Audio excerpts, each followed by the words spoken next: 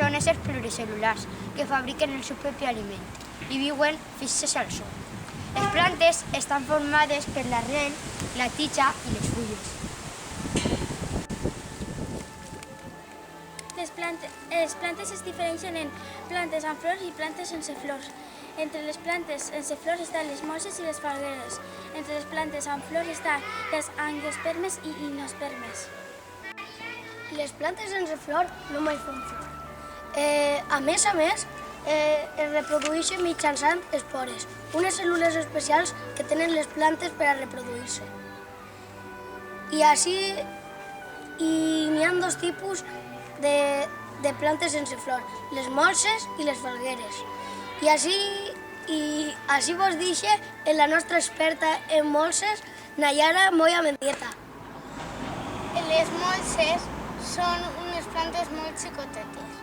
Tenen una arrel molt xicoteta que no serveix per agarrar ni aigua ni sal minerals, serveix per a sujetar-se. I és una fulla molt xicoteta.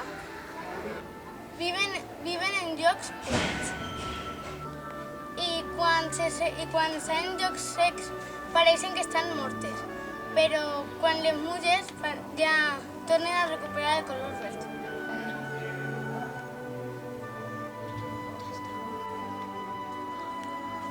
Esta planta que estic rodejada d'ella es diu falguera. Són plantes que abunden en llocs humits. La majoria d'elles, quan és l'època, tenen així unes espores. Les molses tenen més vida que les molses. També abunden en llocs humits. Tenen una tija subterrània i es diu rizoma, d'on ixen els arrels i les fulles. Les fulles són grans i són compostes.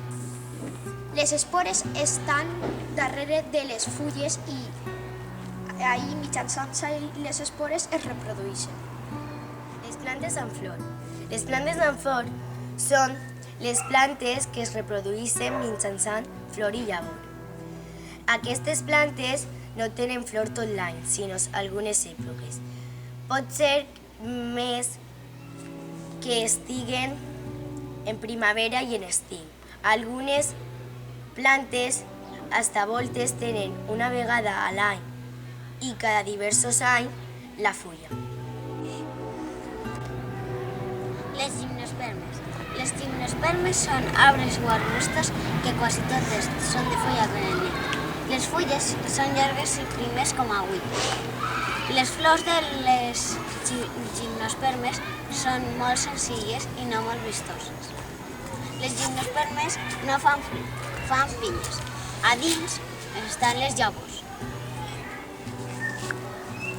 Jo vaig a parlar de les angiospermes, que són la major part d'arbres i arbustos, quasi tots de fulla perenne. Dins del seu fruit està la llavor i la seva flor és de color. La planta pren l'aliment per l'arrel gràcies als pèls absorbents.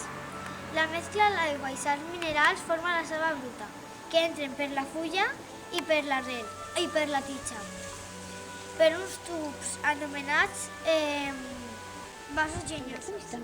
Mitjançant la fotosíntesi, l'aigua, les sals minerals, el diòxid de carboni i la llum solar es transforma en l'aliment de la planta. Les plantes capten l'energia o llum del sol gràcies a una substància anomenada clorofil·la.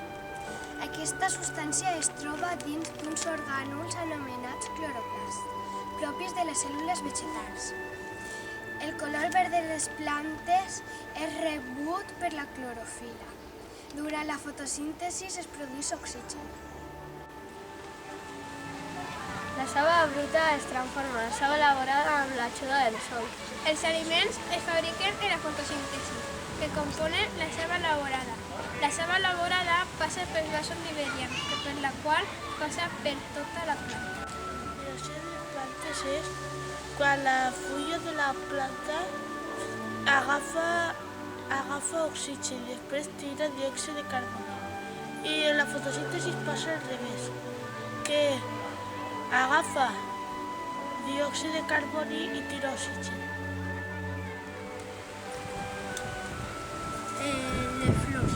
flors són els òrgans reproductors de la planta. Tenen una part masculina i una altra femenina. La part masculina de la planta és els estams, on es troben les anteres.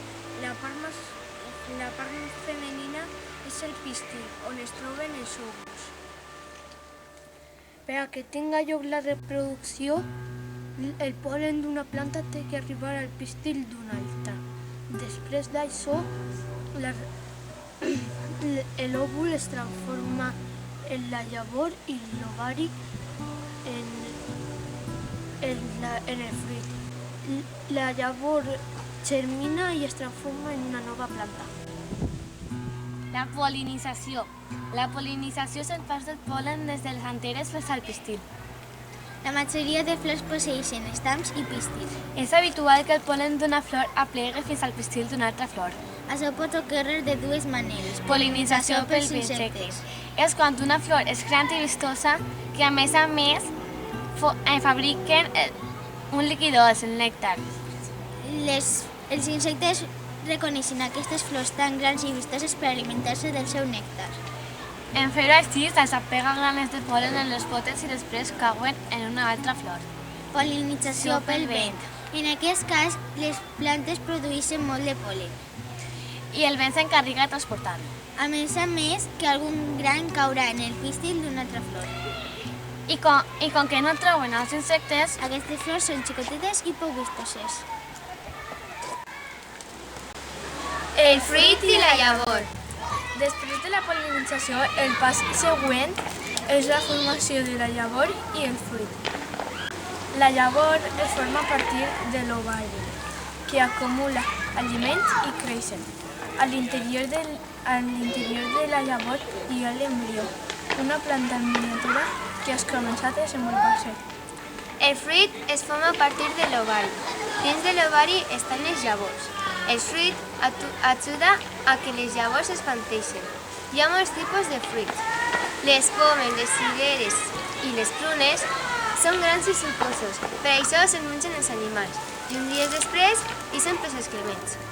L'espina xoca i altres fruits tenen ganxos i punxes que s'enganxen els pèls dels animals i així es reparteixen. Els vilans tenen uns pèls llargs i poden ser arrossegats pel vent. La reproducció sexual és quan no intervenen ni flors ni llavors. Per exemple, els estolons, el rizoma o el tubercle. I també vaig parlar de la mimosa. Esta sí. La mimosa reacciona quan la toquen i es tanca. També reacciona quan se fa de nit.